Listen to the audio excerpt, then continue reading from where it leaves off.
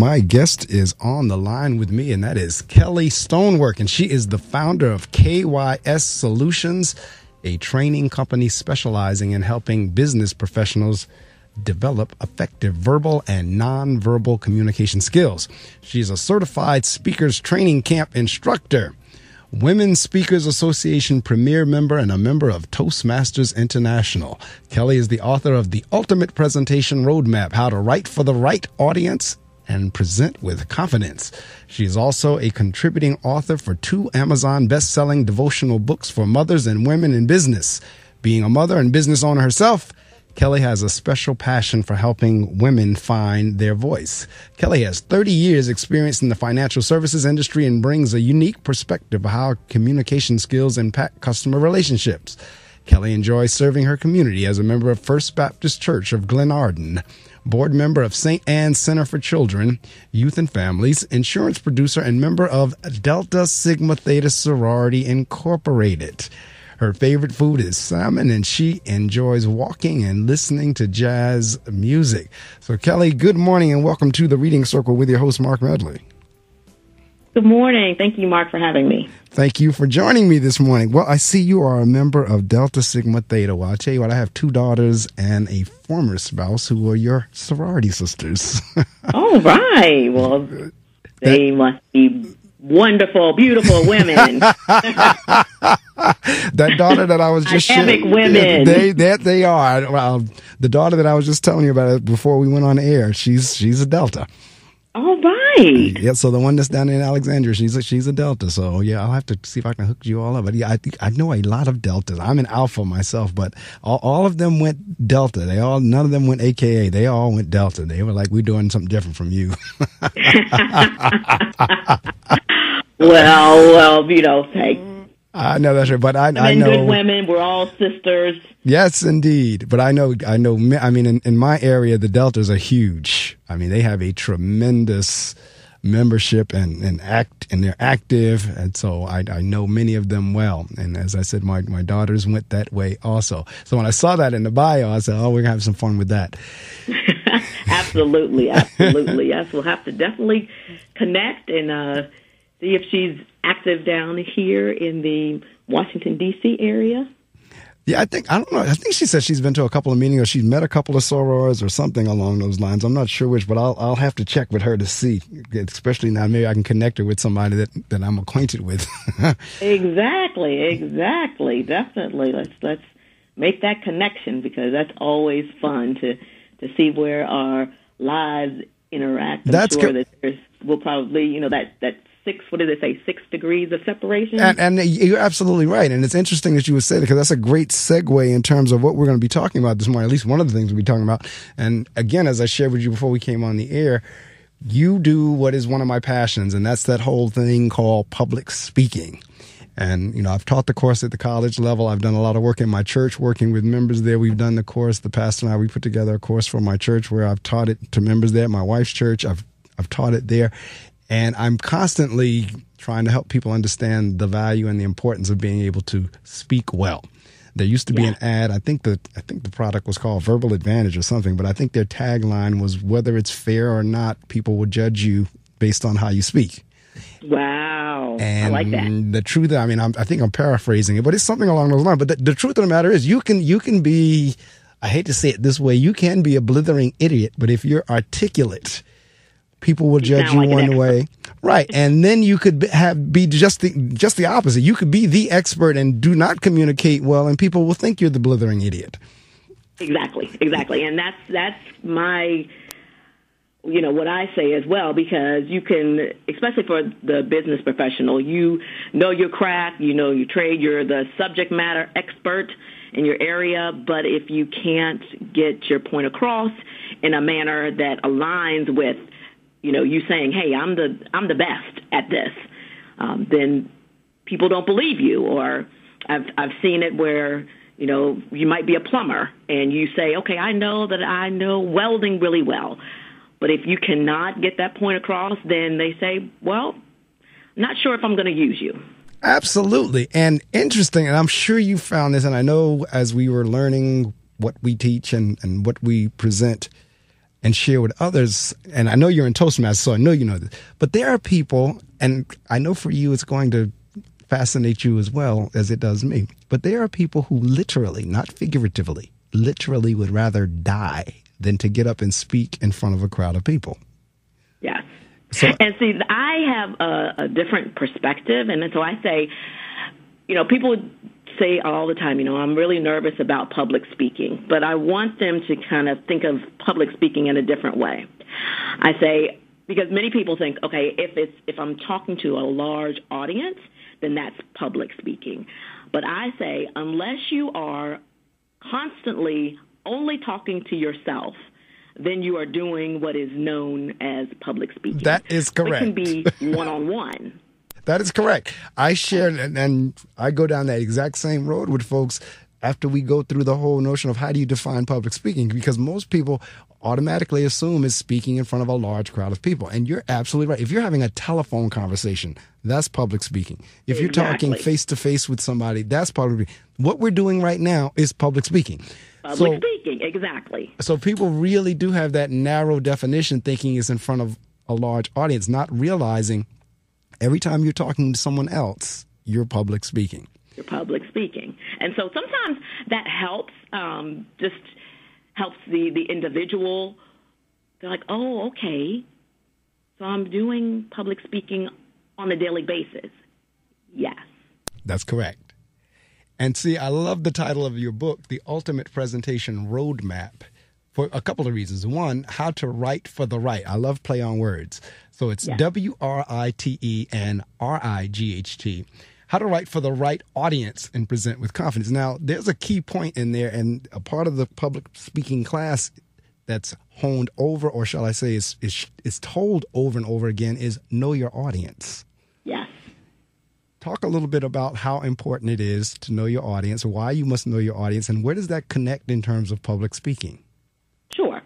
So I've been with the same corporation for 30 years, many different jobs, but in that time I've had the opportunity to present at various industry conferences.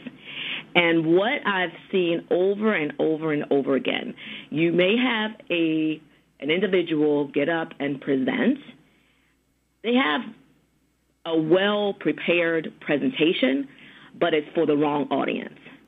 And so I give the example of, just so that it's people can understand it. It's doesn't, it's kind of the extreme, but it'll make sense to my point here. And that is, you say, okay, you're invited to a bowling conference.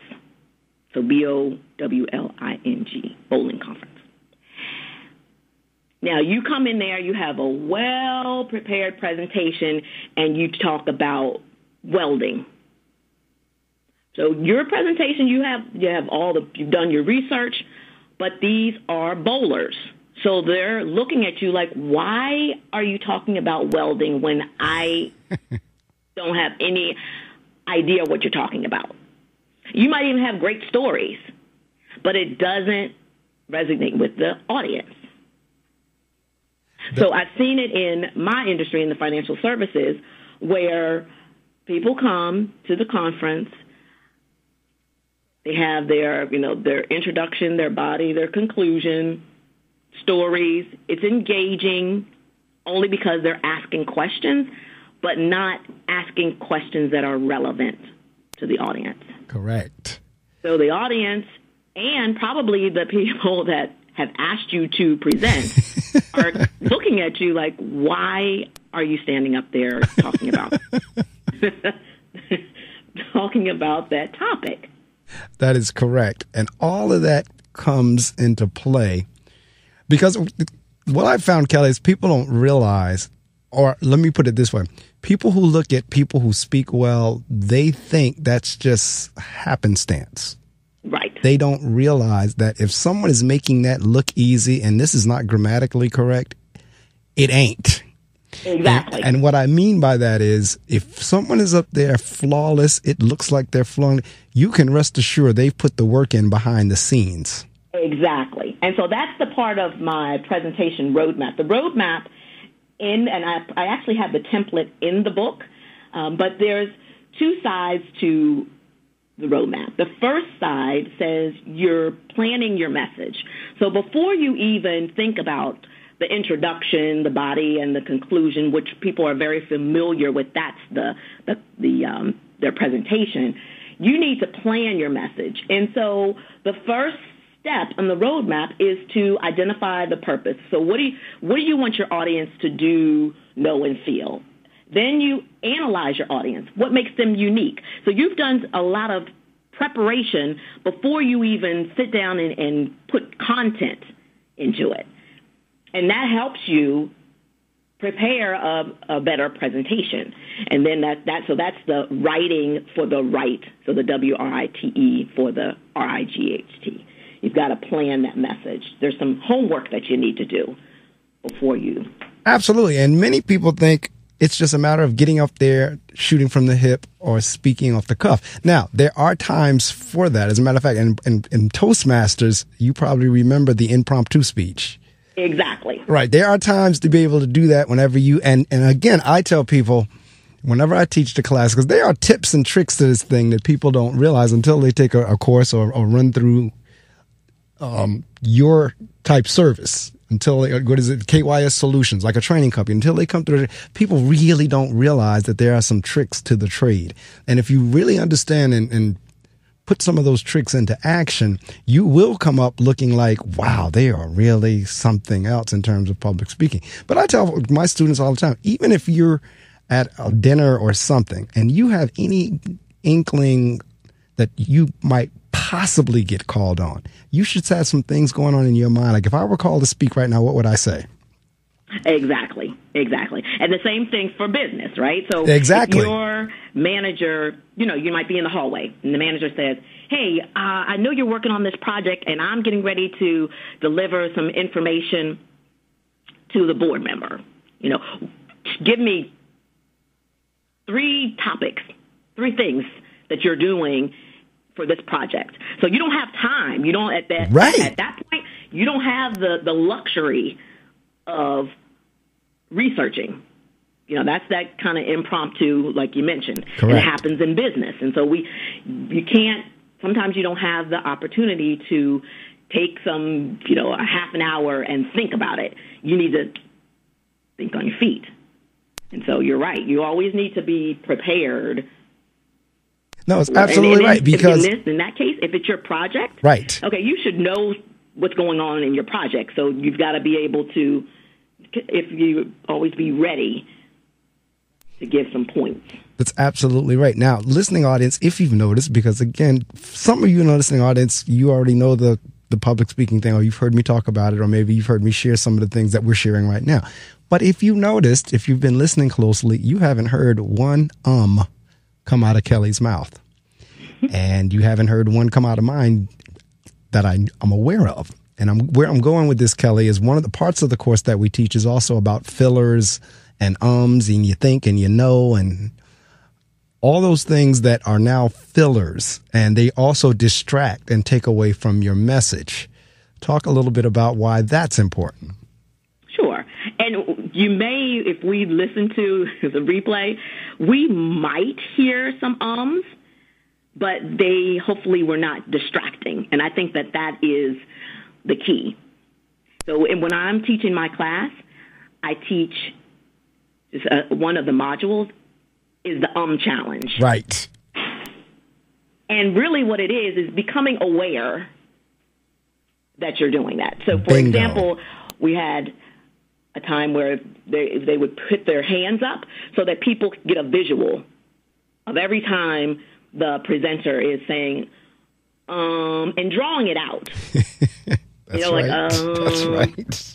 Or the other thing is when you say it and then you make it a point to tell everyone, you're like, oh, I said, I'm sorry. Now the audience may not have heard that, but you brought it to their attention. Correct. So the thing is that what I teach and you probably do as well is to pause. It's okay. Right. Because what you're doing is just trying to collect your thoughts, and so you just can pause. Right. And see, I noticed you doing that as we were talking, and that's one of the reasons I brought it up, but I bring it up anyway because I think that's one of the most important parts of the public speaking. And like you just said, in terms of being conscious of it, because that's what it does when you take a course like this, whenever you work with a company like Kelli's, that's what it does. It raises your antenna, because nothing that we teach really is whiz bang or rocket science. Exactly. But generally, you won't think about it unless somebody brings it to your attention. And that's how you become a better speaker, because I share this story all the time. Every class I've ever taught, I share this story with, in terms of being in Toastmasters, because I was in the Toastmasters back in the late 80s, early 90s, somewhere around that time frame. And we had our award ceremony. I always, thought I was like the speaker. Like I've been doing public speaking since I was a child. I just knew I was the speaker. So we're at the award ceremony, and they're going through all this list of the awards that Toastmasters gives. And I'm sitting there just knowing I'm going to get Speaker of the Year, just knowing I'm going to get Best Speaker. I'm going to get so I'm going through there calling off the names, and my name hasn't been called yet. And they get to the last award, Most Improved. And I said, oh, I know that one's not for me. And sure enough, it said Most Improved Marc Medley. Wow. And it was 1987, because I see the plaque in my mind right now, 1987. And I always share that story. There's no matter how good you think you are, or no matter how well you think you speak, there's always room for improvement. Always.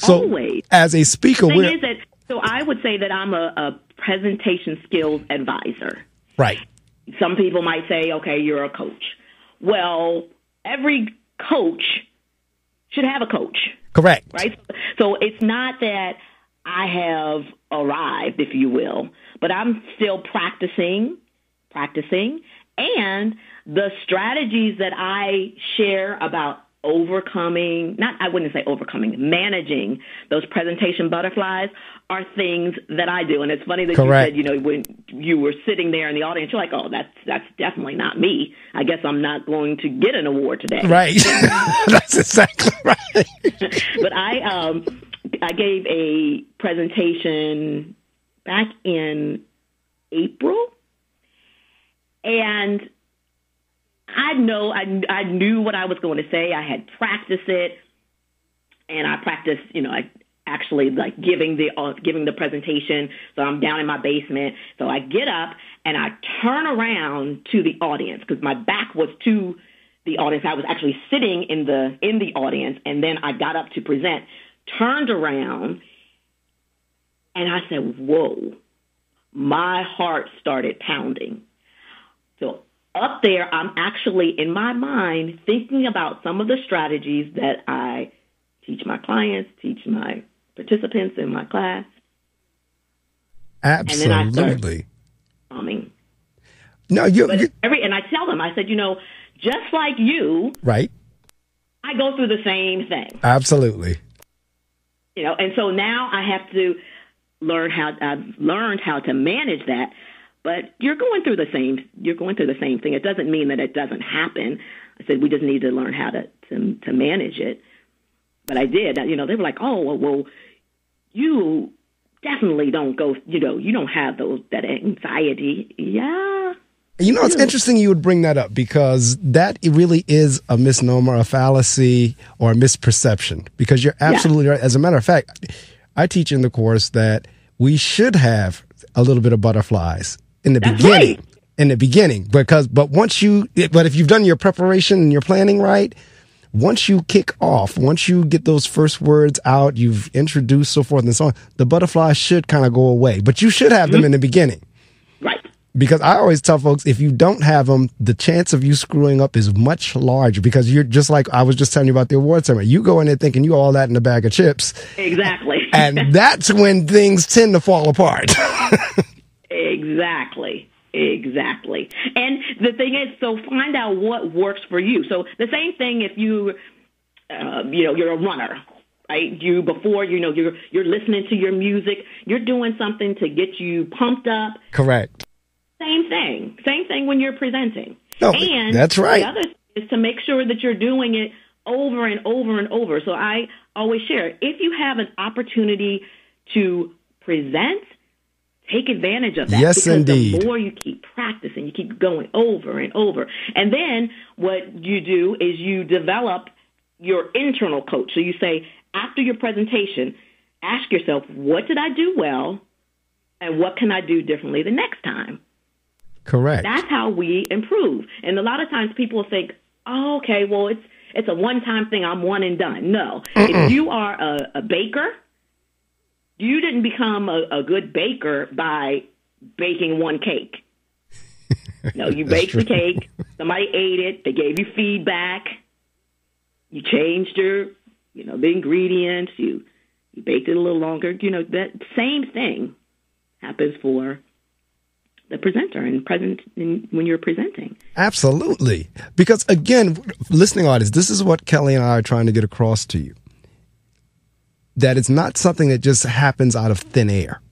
Yes. The work and the time is put in, but if you put that time in up front, it makes the back end so much easier, and you do come across as so much more professional. Because one of the worst things in the world is to go to a presentation and whoever is speaking is not professional. Because this is the other thing, Kelli, what people don't realize, because most people think one of the reasons we have the anxiety is we think that people are going to laugh at us, they're not going to like us, they're going to hate the presentation. What people really don't realize is the audience really is pulling for you. Yes. That is so true. The audience really, they want you to succeed. Correct. Now, there are going to be some that don't want you to, but those, are not the people that you want to hone into. Right. That who want you to succeed. They don't want you to get up there and say, wow, we want her to bomb. But it's right. And we'll help you understand, audience, the reason why. Because if you're in a presentation, if someone is speaking before you, you've invested either money or time or both. If you have to be there, or if you're there, if you've gone on your own, and it's not work related that they said is a mandated training or what have you, you've invested your time and money. And even if it's a mandated training, you're still investing time. So they really don't want whoever's presenting to flop, because people don't want to feel like they've wasted their time or their money. So as Kelli was just saying, in terms of, let's say, for example, because most people that present, someone asks them to come present. And usually they give you parameters. Okay, we got 20 minutes or 10 minutes or whatever the time frame is. Kelli, talk a little bit about the importance of staying within your time frame. Oh, my goodness. That is so important. Yes, that's another item on the roadmap. I call it assessing the environment. So that's the time. Ask the presenter. Ask the person who is asking you to come, so you're the event planner, what the time allocation is.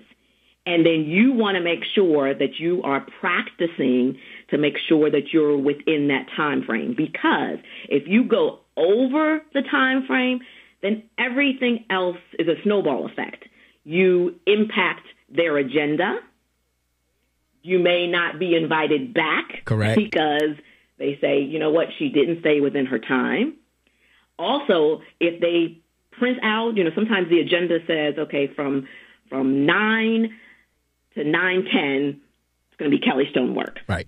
Okay, if I'm still up there at 9:15, 9:20, because the audience will do that. They will look at their time and say, whoa, she's still presenting. Yep.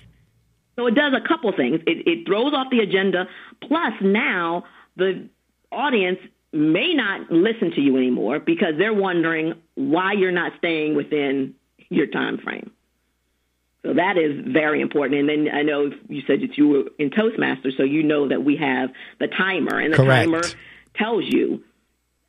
That's absolutely right. And is so, over, again, you're under. Right. All of these things play into whether or not you come across as professional or not. And as you just said, whether you get asked back again, the perception of you by your audience, because there was something else, a couple of things you said. I'm going to run the tape back a little bit in terms of when we were talking about, like, if you were a runner.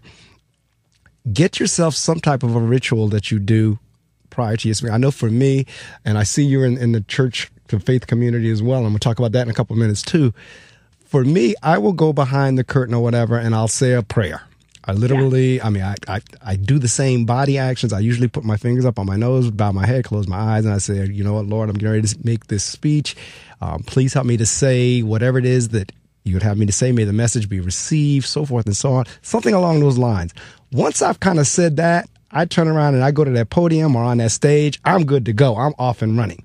So get yourself some type of a ritual. The second piece that you were talking about just now about staying within your time, what always comes to mind, and whenever I'm giving an example, is particularly those in the faith community or church community, and if you happen to be in the black church per se, I'm quite sure in the Maryland area, in Glenarden, you've probably had this experience, where if you're at a funeral, particularly if it's a dignitary or something like that, and they clearly have on the program 2 minutes.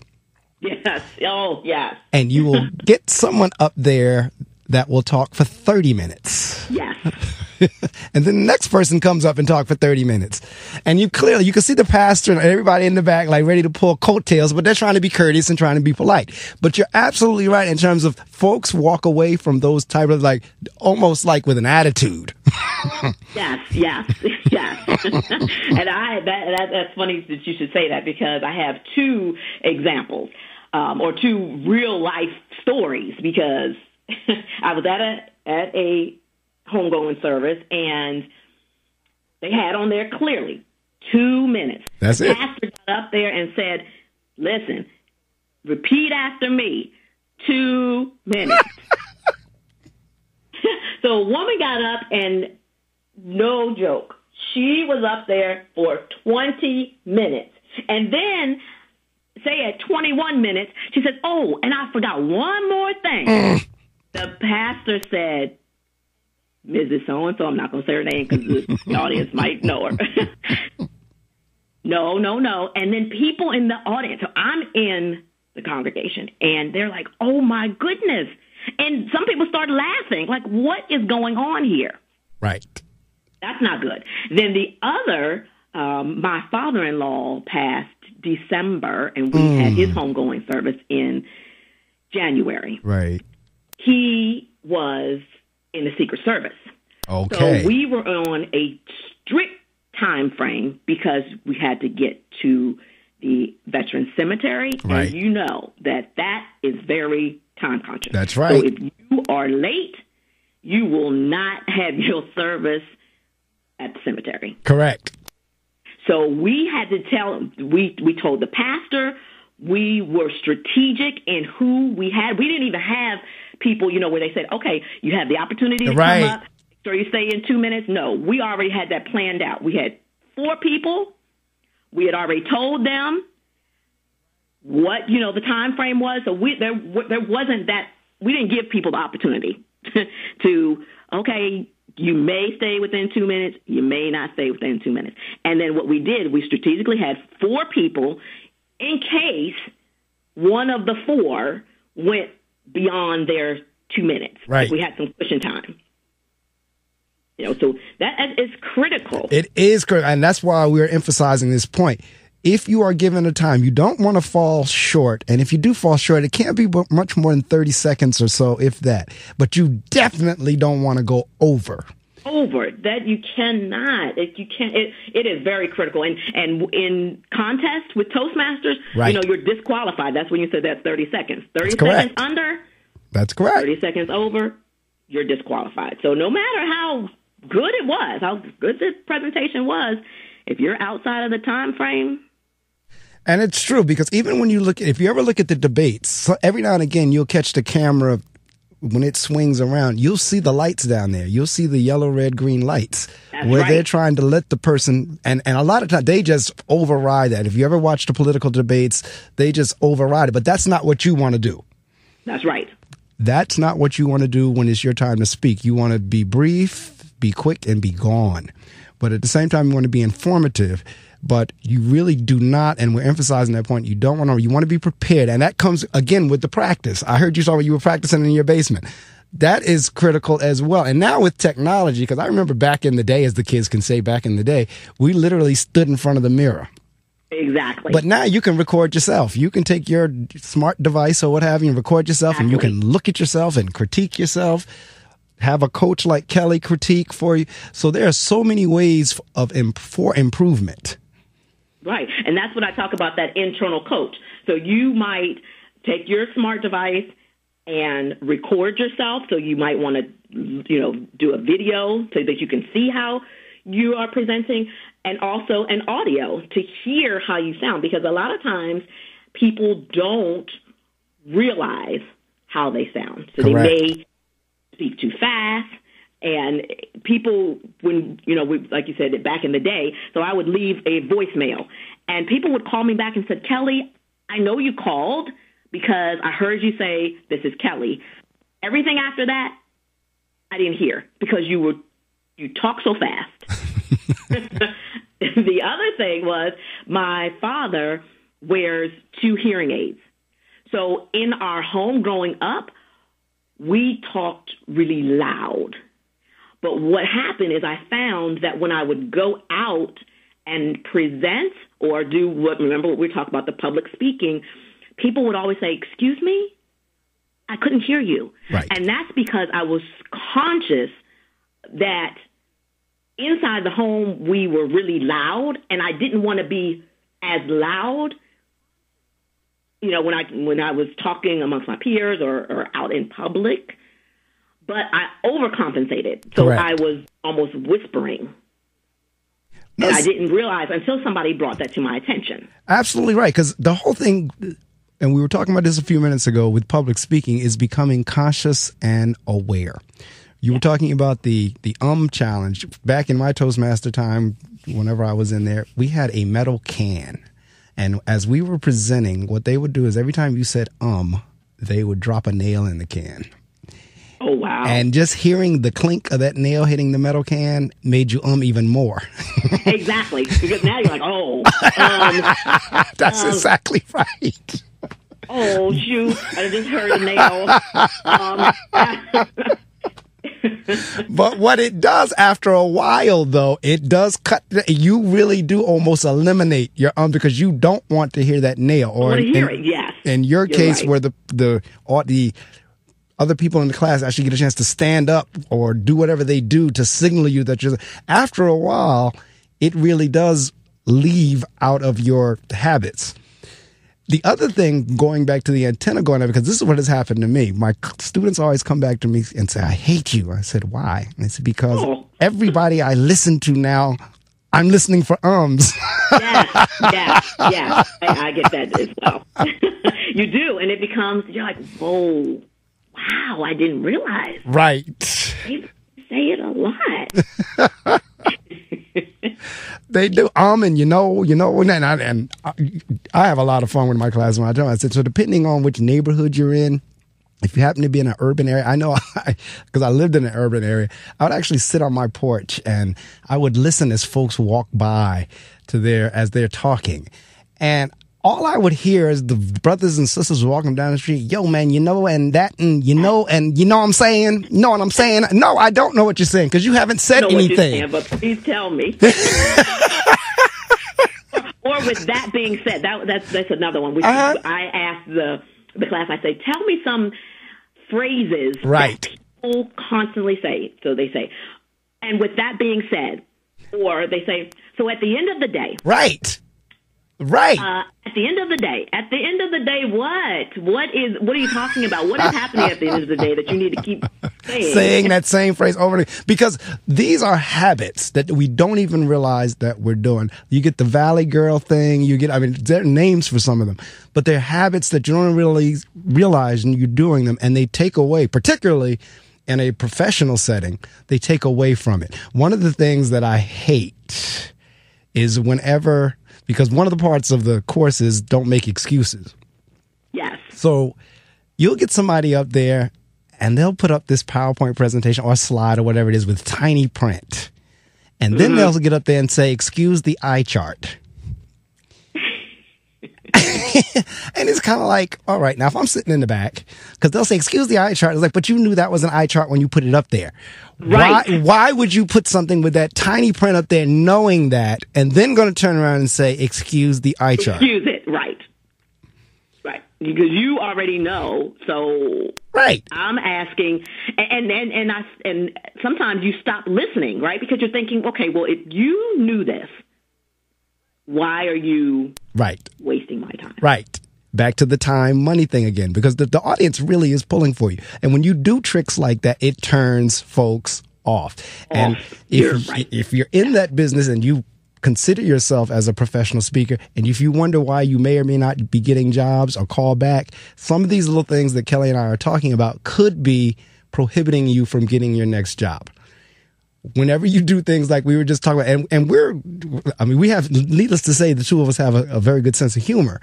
We're laughing at some of this stuff, but at the same time, it is very serious in that business.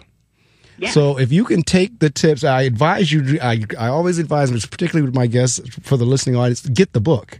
However, because at the end, whenever we have to go in about 15, 20 minutes or so, I give Kelli the opportunity to promote how you can get the book, get in touch with her services, the company, so forth and so on. But I encourage you to get the book, The Ultimate Presentation Roadmap, How to Write for the Right Audience and Present with Confidence, because these tips that we're talking about could be the game changers. Yes. So let's talk a little bit about, you said something, because you give me great segues. That's why I don't do question forms, because the answers that the guest gives give me great segues. You talked about the audience stopping listening. They stop listening. They get turned off. Yes. There are some things as speakers that, while we can't control everything, again, if you're aware, you can control some of them. And some of the things is this thing called a filter, that people filter information differently. And you want to depend, and this goes back to knowing your audience. And you will not get everybody in that audience, but if you have a general idea, there are some things that you won't say to certain audiences, because if they hear you say that, just as Kelli said, they tune out immediately. So you want to stay away from anything that's a racial hot button, anything that has history on it. And the example I use a lot of times, Kelli, is back in the 80s, 90s, or whatever it was. The owner of the Cincinnati Reds at the time was like a 90-plus-year-old Caucasian woman, Marge Schottenheimer. And Marge was giving a speech, and she said something about the ball players, because most of the players at the time were African-American or Hispanic, whatever. They were very much indeed, in her mind, as a 90-year-old, 21, 22, 23, 24-year-old, they were boys. However, in the context of her speech, it got taken totally out of context. It got racial. It got everything. So what I'm saying with that example is you have to kind of be mindful of what is the history of some words. Because as a 90-year-old, a 25-year-old is a boy. But now, depending on your context, because George Steinbrenner made the same mistake with the Yankees. The media can take it and blow it out of proportion. Other people take it, blow it out of proportion. So those type of things you have to be mindful of in terms of how people filter information. And if you look out in the audience and see some people get turned off, it could be something that you've said that you're not aware of. Exactly. You work with women's groups. You may have someone in the audience who's been raped or molested or whatever, and if you bring up something about that, their mind immediately went back to that event. And they not hearing anything else you say beyond that. So back to writing to be successful, like she says, the WRITE, just kind of keep those things in mind as well. You're not going to catch all of them because you don't know everybody sitting in that audience, but just be mindful that something that you could say could trigger a memory or something for somebody and they don't hear anything else you say. Right, because they're in the moment of whatever the situation was that you're bringing back to their remembrance. I see you have body language in here too. Now that's a fun topic with me also. Talk some about that. Right. I say that you want to make sure that your nonverbal, so body language would be the nonverbal, aligns with your verbal. So we tend to, especially as African American women, we have the head movement a lot. And so if you are saying something like, I'm sensitive to the fact that, and you fill in the blank. But if your facial expression is, not in line with what you've just said, right, then the person, they don't believe you because they don't believe what came out of your mouth. Correct. Your nonverbal doesn't align with it. Same thing if you say, well, I support you. But if if you're standing there, your arms are crossed, you have a frown on your face, They're like, yeah, you just said you support me, but your body language is not in line with that. Correct. So now I'm questioning what you're saying. You don't become believable. You're not credible. I think people don't realize that the nonverbals are very, very important. No, it really is. I've had people who were telling me yes and were shaking their head no. No, exactly. And the body... You don't even realize. Again, that's right. The awareness. Correct. You don't even realize it. And the body, as you just said, believes the body language. It doesn't believe the voice. It believes the body language. It believes the voice. They're not even hearing. They're like, what? What did you say that you didn't say? That you did not... It didn't come out of your mouth. It was your body language. That's what they heard. That's absolutely right. What they heard. You're right. They heard your body language. That's absolutely right. That's right. Now, listening audience, I am so grateful for you, but you are actually getting a crash course in communications and public speaking this morning. You're getting a crash course in it. I mean, we're giving you within an hour what we teach over a month's period of time or weeks or what have you, but you're getting a crash course. You're getting like the speed of light version, the light speed version. Yes. But this is something that you mentioned, that after your class goes through your course, they say, well, I'm listening to the ums and the uhs, but they're also becoming more aware of the body language. Correct. Because along with that, and this is where all this comes together, not only do you have the body language, you have your word choice, but you also have your tone. Your tone, yes. And again, just like with body, just like we gave the example of someone saying yes, but their head shaking no, or someone saying I support you, but their face is frowned or what have you. It's the same thing with tone, and it's the same words. And the example that I use often is the words I love you. Now you could say, ooh, I love you. And that gets one thing. I love you. I love you. That's the same three words, but whoever's on the receiving end, they know exactly what you like. There's a sarcastic one, there's the romantic one, and there's like, you got to be kidding me. Like, you must be out of your mind. But it's the same three words. The only difference is the tone. Exactly. And I do one that says, I tell the class, I say, we're going to say, shut the door. Okay. And so I say, okay, you're coming into my home. My baby is sleeping. How do you say that? And so they might say, shut the door. And I say, okay, you are coming into my office. No, I'm coming into your office and you are mad at my performance. You are disappointed. You say, shut the door. Now same three words, shut the door. Correct. So some may say, I'm giving you some exciting news. So you say, they add. I tell them to say shut the door, but they might say, come in and shut the door. Right. It's different. Right. Same words. Same words. The emotion. Correct. In what you say. And see, all of that is a part of it as well. All these things that we're telling you are components of being professional and putting an effective speech together. The other thing is now, talk about this a little bit, because I know we're beginning to run. We've got about 12 minutes left, because I know we have a hard stop at 8. Talk about the use of notes in terms of when you're making it ready. I mean, because what you don't want is folks reading to other folks. So talk about what's the best way to use notes. Right. And it depends on where you are, right? If you are where you are, how comfortable you are using notes, and using notes that are effective for you. So in my class, I teach this is Kelli's thoughts, not to write out word for word. Correct. Because now if you miss a word, then you've lost your place. Things just go awry. Correct. I know a lot of times people say, try not to use your notes. If that is, for some people, that helps them just to make sure that they have some bullets in front of them. The other thing is, if you're going to have notes and you're coming up and you don't have a lectern to put your notes on, then my suggestion is to not come up there with a sheet of paper, because if you are nervous, people are going to see that paper. Correct. They may see and hear. Correct, because you're shaking it. The shaking of the paper. So maybe go up with a pad, if you will, something underneath to support that piece of paper.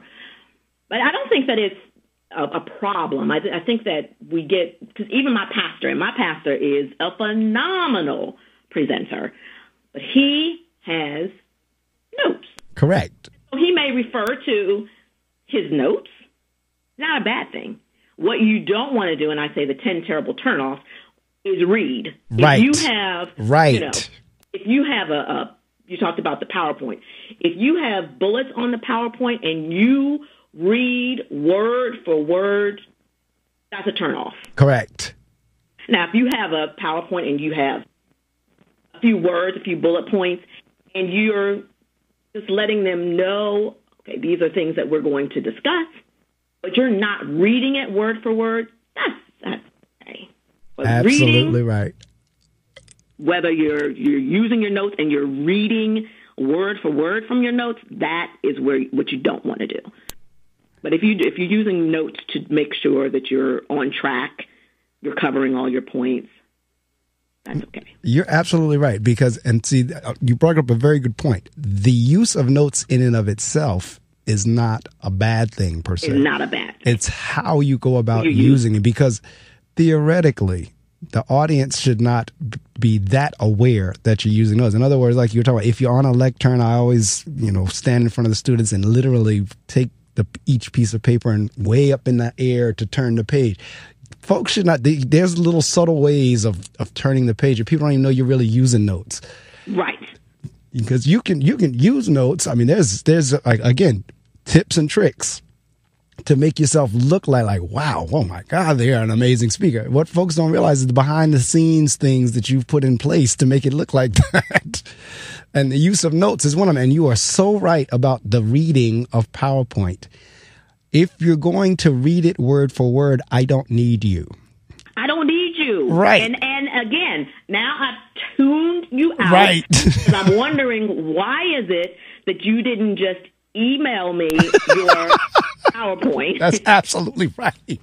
There are so many things I could be doing while I'm sitting here listening to you read. That's right. What am I going to do? I'm going to do them. I'm going to either make my list, okay, let me see what I need to prepare for dinner, or if I'm working on a project, let me just take out my correct my work that I need to do. That's right. While you read, because there's no point in me listening. That's correct. And if you don't get anything out of this conversation that Kelli and I have had, and I know both of us, because I could tell by the points that we're bringing up that we teach very similar. But if you don't get anything out of this, is you always have to remember, as the presenter, you have got to get the message across. You don't want anything taking away from the message, whether it's your tone, your speed, your volume, body language. I mean, there are some irritating mannerisms that people do whenever they're speaking that will totally take, like some of the examples I use is people who wear glasses. They're constantly pushing their glasses back up. I remember I had a district manager in a company I worked in. He always played with his sideburns. We never heard a word he said because everybody was sitting around the table looking at him play with his sideburns. Yeah. You have... Or if they have their, and again, we're making light of it, but hopefully your audience is getting the message here that just don't do anything that's distracting. I had somebody that said that used to have glasses. They wore the glasses. You talk about pushing them. Well, they would keep the glasses, the part that goes over your ear, they would put that in their mouth. And then now they're putting it in their mouth, taking it out of their mouth, putting it in their mouth. I'm like, wow. Because everybody's sitting in that audience. It's one, they're probably going, ugh.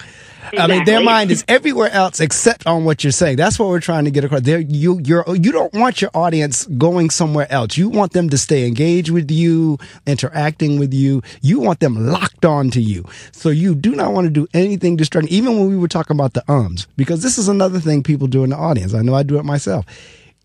Folks who speak, they get into a rhythm. And you just about know when the next is going to come. So I'm sitting in an audience with somebody that does a lot of fillers, and I know, okay, here comes another But guess what? While I'm sitting there playing the game in my mind, I'm not listening to what he or she is saying. Not listening to a word. Not listening to a word. And the matter, I might have my sheet of paper writing down like a little tickler. There comes one. Right. Or I might be looking at my watch to say, it's about time for another one. That's right. But so all of these things that we're sharing with you, they're distractors, and they take away from the message. And the people who are very effective, they have minimized, if not eliminated, the distractors. And that's why you walk away feeling like, oh, my God, what a speaker he or she was. I tell folks all the time, if you ever look at the video from Martin Luther King Jr., whenever he's doing the I Have a Dream speech, you'll see in the beginning where he is kind of shuttling through papers. He has his notes there. But when he gets near the end, he's off the paper then. He's going from his heart. He's going from what he's done before he's going to. And that's whenever you really begin to feel it. So if you know your content to that point, people will lock in and they will leave your presentation wanting, that's another thing. It's a false start that I just did. But in terms of, you want to leave, and you can talk a little bit about this, and then we'll go on into your promo time. You want to leave your audience wanting more. Talk a little bit about that. Yes.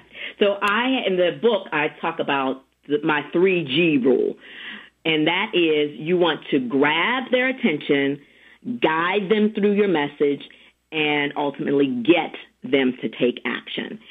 Whether that action is, I have given you some information and now you want to learn more about that, whether it reminds you of something that you say, I do, because I present a lot at women's groups, and whether it is, okay, Ness, now I want to go about fulfilling my dream. Whatever that action is, I want to make sure that I've grabbed your attention, I've guided you through my message, and now I want you to do something. Get them to take action, whatever that action is, however they relate to the message. So you always want them. I want people to say, okay, when I heard Kelli, you know what? She reminded me that I need to do X, Y, and Z. Correct. Or she made me think about, wow, I really like sewing, and I need to get back to sewing. Right. Whatever it is in the message that resonated with you, I want you to begin to think about that. When I heard Kelli, it reminded me that I need to do something, or it reminded me, you know what, I need to present more. So I'm going to inquire on what I can do. I can ask my manager, hey, we have a team meeting. Is it possible that I lead part of the team meeting? I just want you to some action needs to come in my mind as a result of your presentation. Correct. Well, I know we have the hard stop at 8. So I tell you what I do at this point is I turn the microphone off, and you have the opportunity to promote your business, your books, your services. The only thing you can't mention is the cost or a dollar amount, because folks can work that out with you when they get in touch with you. But as far as your reach information, contact information, your services, I'm shutting the mic off, and you have the opportunity to promote and shout out and anything else you'd like to do. Okay. Well, Marc, I thank you again for having me on your show. It's been wonderful. And audience, I thank you for listening, taking time out of your busy schedule. My name, again, is Kelli Stonework. You can follow me on social media. In Instagram and Twitter, I am Lady Speech Coach. So Instagram and Twitter, I'm Lady Speech Coach. You can follow me on Facebook. I am out there as Kelli Young Stonework. So KYS Solutions is my initials for Kelli Young Stonework. And I'm out there on as Kelli Young Stonework and also as KYS Solutions. That's also my website, KYS Solutions. So KYS SOLUTIONS.com. Love to connect with you. Feel free to send me an email as well. And that's Kelli. My first name is Kelli, Kelli at KYS Solutions. So KYS SOLUTIONS.com. The book that we've talked about today is The Ultimate Presentation Roadmap, How to Write, WRITE, for the RIGHT audience and present with confidence. You can go to my website and order, or Amazon, Barnes & Noble, out there as well. I encourage you to think about knowing that even though we're in this age of technology, communication skills, your nonverbal and your verbal, are still critical.